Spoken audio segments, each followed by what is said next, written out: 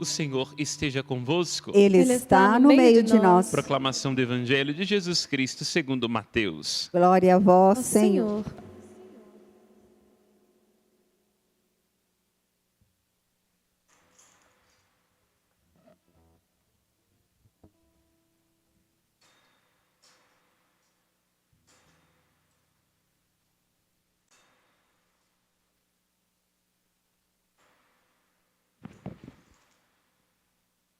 Naquele tempo, vendo Jesus as multidões, subiu ao monte e sentou-se. Os discípulos aproximaram-se e Jesus começou a ensiná-los. Bem-aventurados os pobres em espírito, porque deles é o reino dos céus. Bem-aventurados os aflitos, porque serão consolados. Bem-aventurados os mansos, porque possuirão a terra. Bem-aventurados os que têm fome e sede de justiça, porque serão saciados. Bem-aventurados os misericordiosos, porque alcançarão misericórdia. Bem-aventurados os puros de coração, porque verão a Deus. Bem-aventurados os que promovem a paz, porque serão chamados filhos de Deus. Bem-aventurados os que são perseguidos por causa da justiça, porque deles é o reino dos céus. Bem-aventurados sois vós, quando vos injuriarem e perseguirem e mentindo disserem todo tipo de mal contra vós por causa de mim. Alegrai-vos, exultai, porque será grande a vossa recompensa nos céus. Palavra da salvação. Glória a vós, Senhor. Que pelas palavras do Santo Evangelho sejam perdoados os nossos pecados. Amém.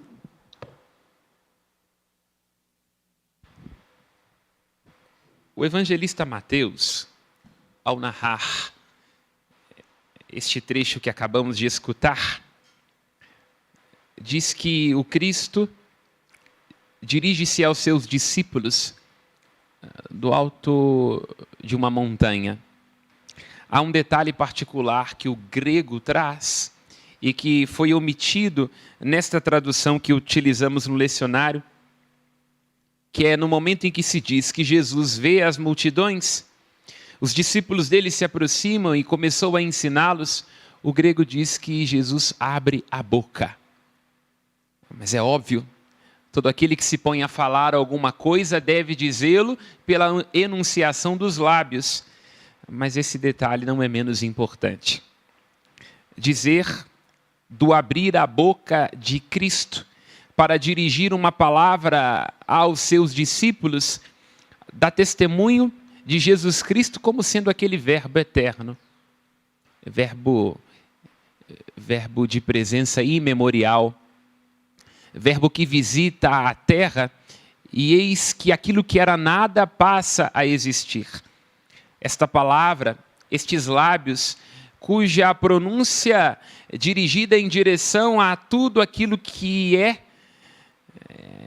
eis que vosso sopro de vida enviastes e tudo passa a existir, é o que dá sustentação a todo o universo.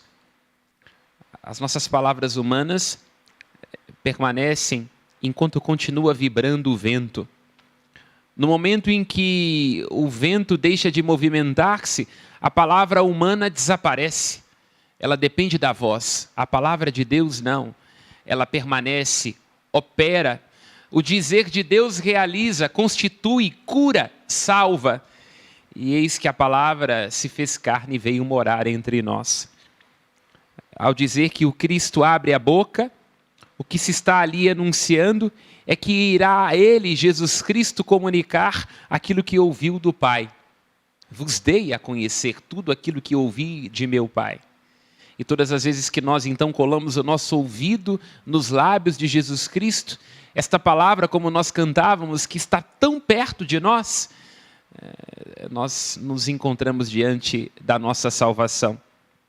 Esta palavra é dirigida aos discípulos num monte, aqui recordando a perspectiva de São Mateus.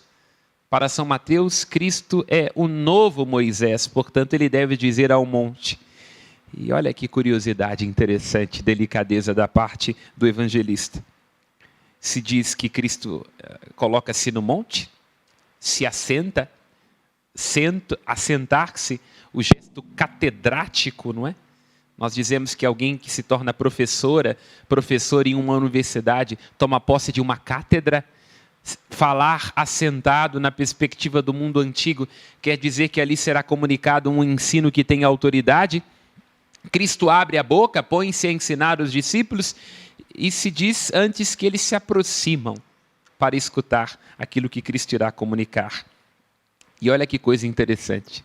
As multidões cercam Jesus, mas a palavra, aquilo que sai da boca de Cristo, é de um modo especial comunicado aos discípulos.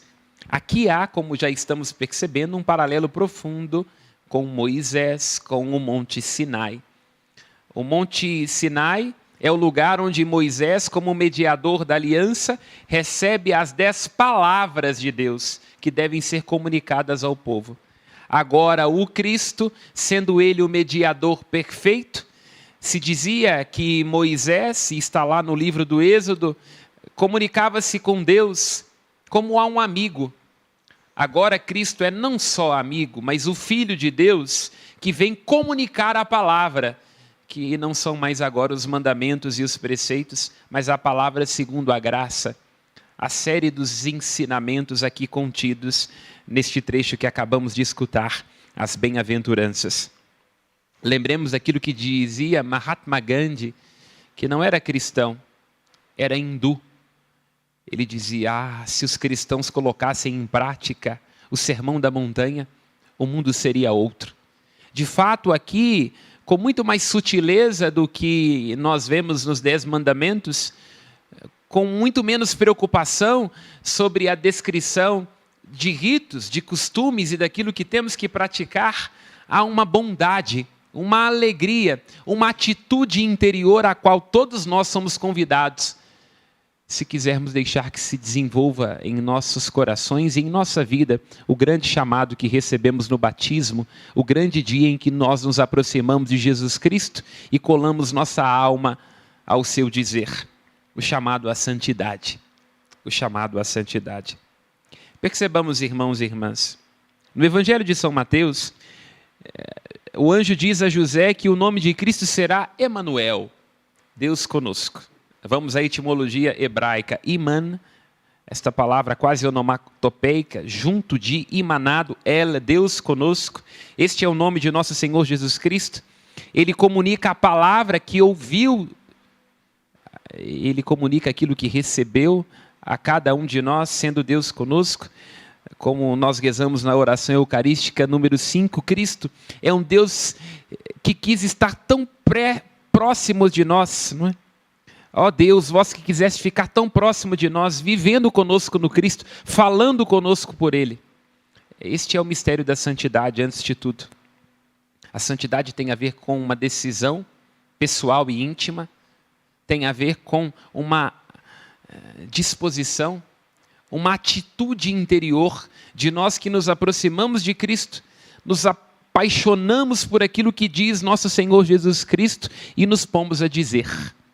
Este é o movimento. Mais uma vez retomamos aquilo que cantamos como refrão antes das leituras. A palavra está perto de ti, em tua boca e em teu coração.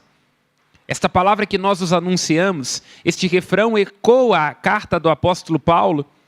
Isto é, escutamos o Cristo, nos aproximamos dele, a palavra dele se aproxima de nós e nós nos pomos naquilo que dizemos e naquilo que fazemos com a santidade heróica da vida cotidiana, a transbordar esta palavra que nos apaixonou, de modo que os homens e as mulheres vejam em nosso coração, em nossas atitudes, a paixão que nutrimos por nosso Senhor Jesus Cristo e se ponham também a estar apaixonados por Ele. Este é o nosso lugar antes de tudo.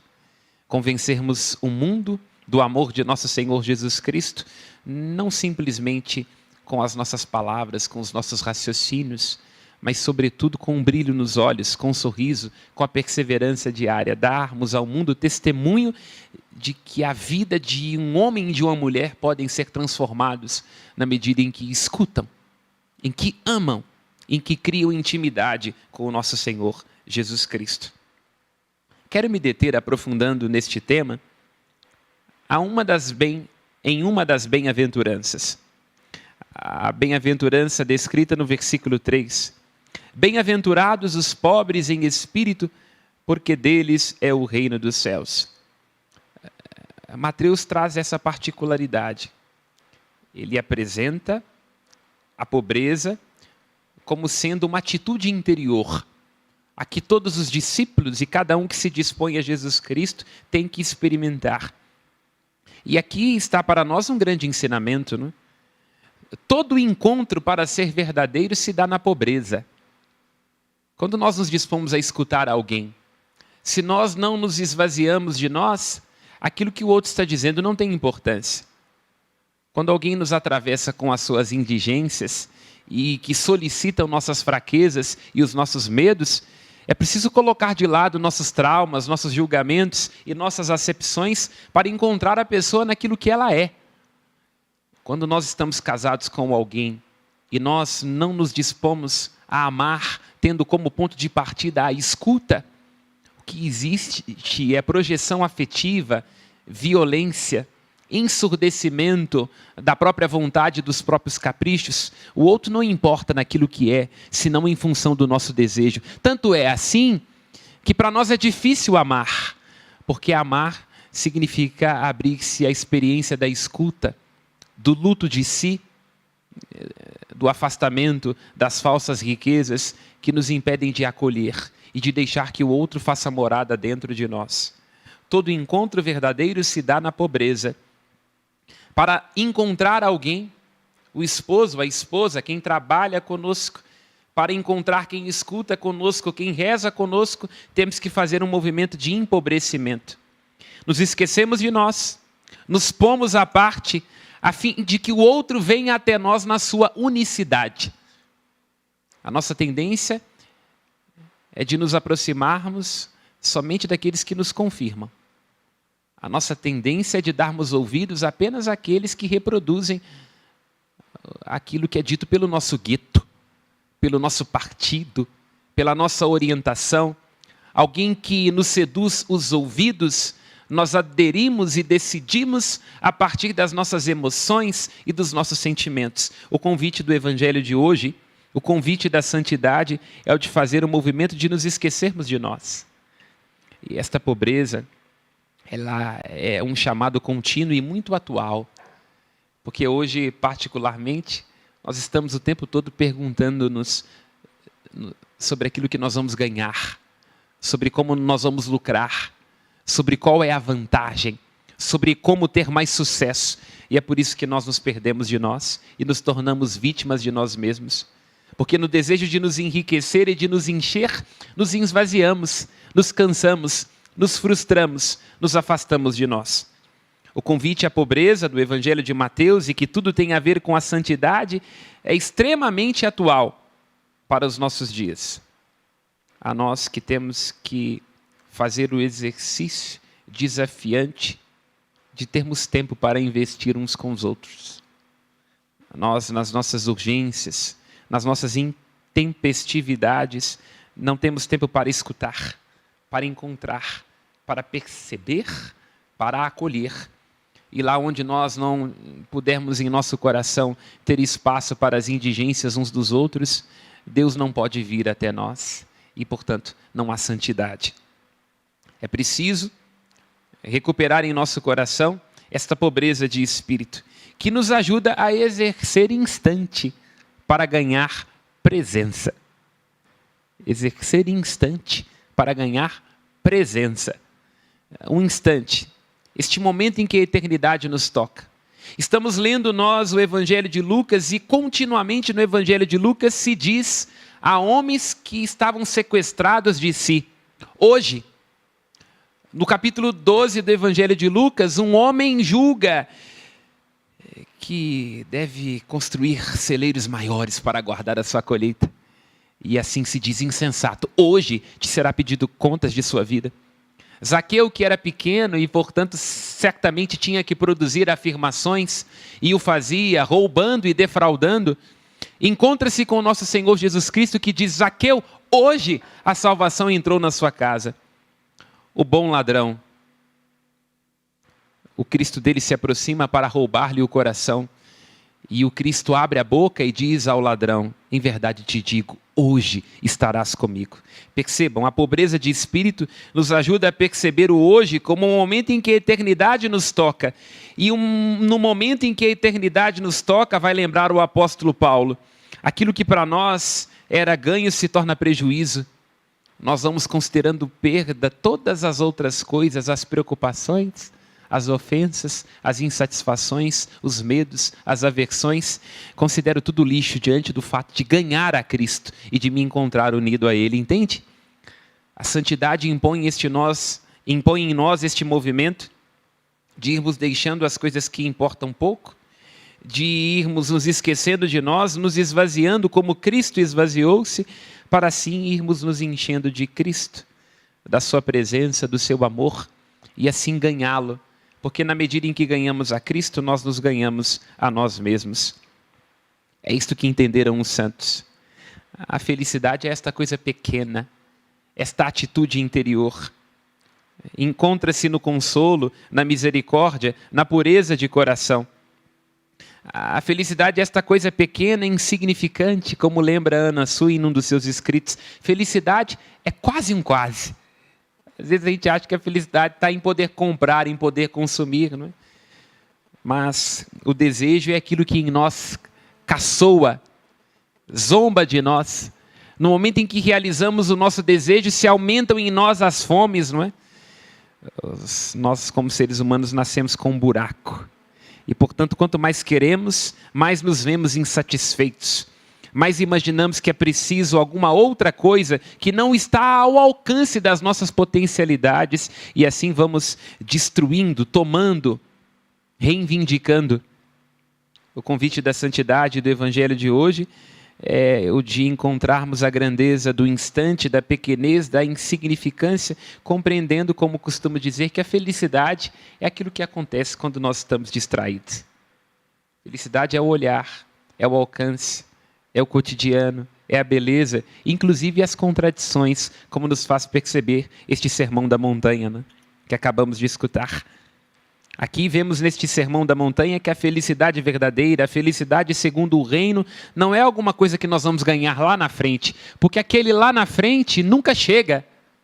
Aí eu queria aquele casamento, aquele trabalho, aquelas companhias, aquela igreja, e assim nós vamos sempre nos frustrando. Cristo diz, na felicidade se encontra aqui, bem-aventurado quem experimenta a pobreza aqui, bem-aventurado quem é aflito e ao ser aflito ressignifica as próprias dores, bem-aventurado quem mesmo num contexto de guerra e de divisão é capaz de ser manso, bem-aventurado quem tem fome e sede de justiça, isto é, quem consegue compreender que aquilo que sobra na sua mesa certamente está faltando na mesa de alguém. Esta é a felicidade da atitude interior, do presente. É quase um quase. É o detalhe onde Deus mora e que quer se deixar alcançar. Porque certamente se nós não estamos abertos a esta felicidade, Deus passa por nós e nós estamos distraídos. Esta felicidade que se encontra na pobreza, porque Deus nos encontra em nossas fragilidades, em nossos paradoxos. Aquele lugar onde nós tendemos a fugir, aquele lugar onde nós tendemos a nos negar a nós mesmos, aquele lugar contraditório da nossa família, da nossa igreja. A felicidade mora na angústia de aceitar-se, aceitar os outros como sendo algo mais do que a extensão do nosso narciso. Felicidade está em deixar que o outro entre em nós e ver o outro como um território sagrado, que para entrar temos que tirar as sandálias dos pés, porque é isto de que fala o Evangelho, é isto de que fala o Sermão da Montanha. A graça vem ao encontro de cada um de nós em nossas fragilidades, por isso não podemos negligenciá-las. E aqui nós encontramos o amor, não é? Que certamente não é fácil. A santidade é a perfeição da caridade, na plenitude dos dois preceitos. Amar a Deus de todo o coração, sermos totalmente pobres e esvaziados diante de Deus e sermos pobres também uns dos outros. Não é? Não deixarmos que o nosso cargo, que as nossas interdições, que as nossas manias cheguem antes da nossa abertura ao outro. E certamente não será fácil, mas é possível, já que Cristo partilha conosco a sua vida ressuscitada. Nós somos chamados à santidade porque podemos nos associar de modo único e pessoal e íntimo ao mistério pascal de nosso Senhor Jesus Cristo. Ele irá, versículos à frente, continuar o Sermão da Montanha dizendo: se alguém lhe bate num lado da face, vira o outro. Ah, que coisa difícil, quase impossível. Não se nós compreendemos que a ofensa tem a ver com o outro e não conosco. E que nós não vamos seguir a vida dando um lugar de honra a quem nos ofendeu. Entende? Esta pobreza, esse esvaziamento, este luto do nosso sentimento, nos convida a encontrar a leveza, a tranquilidade.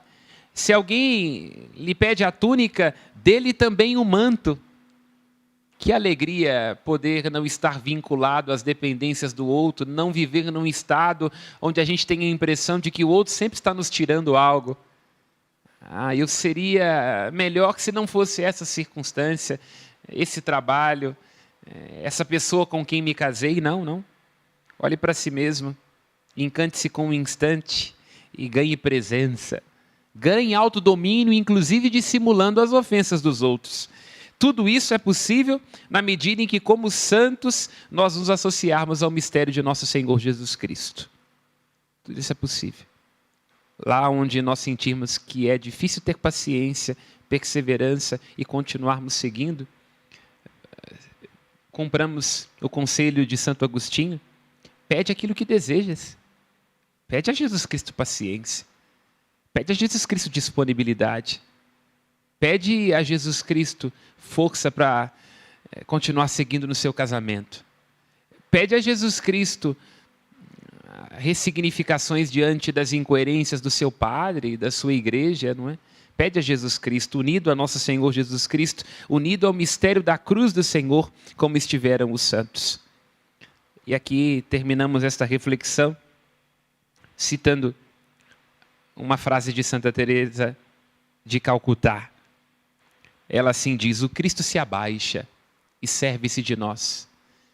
O Sermão da Montanha dá consciência disso. O Deus do Antigo Testamento se esvazia, se abaixa. Se abaixa para quê? Por que ele abre a sua boca em direção aos seus discípulos? Porque nós é que iremos emprestar agora nossa boca e nossa vida para que o Cristo continue a falar. O Cristo se abaixa, se serve de nós, lembra Santa Teresa. Depende de nós para amar o mundo, mas se nos ocupamos demais com nós mesmos, nós jamais teremos tempo para o outro. Deus nos dê a graça da santidade, que é pobreza de espírito, para ter espaço para os outros e para o totalmente outro, que é o nosso Deus. Louvado seja nosso Senhor Jesus Cristo. Para sempre seja louvado.